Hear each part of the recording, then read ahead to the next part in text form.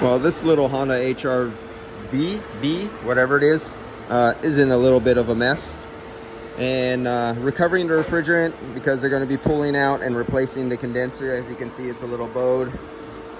Didn't take too much of a hit, but they're going to be replacing this front clip right here. And if you look at it really carefully down, you see the horns coming out right here are a little bent this way.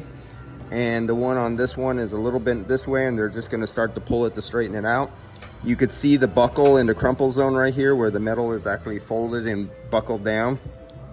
So this is going to get replaced back to here. I don't think they're going to replace it back to there. They might section it off as far as here, but I don't think so.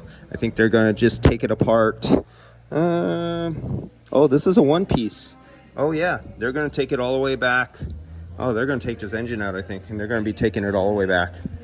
And before the car shortages and the prices of cars went up, this would definitely be a total. There would be no way they would be fixing this thing. But because the shortages on cars and used cars are so expensive right now, the value of this thing has gone up. And this would be under consideration to be repaired, where before it would not. Man, on this Toyota, this is the time to do your transmission change. Look how easy that is right now. I'd say do my transmission while you're there, because you know how they say they're a lifetime transmission. You never have to change the fluid, which is a bunch of bullshit. Change your transmission fluid on those lifetime transmissions. Air conditioning wise, okay, here's our high side pressure transducer, 3-wire. And there's our heat exchanger right there.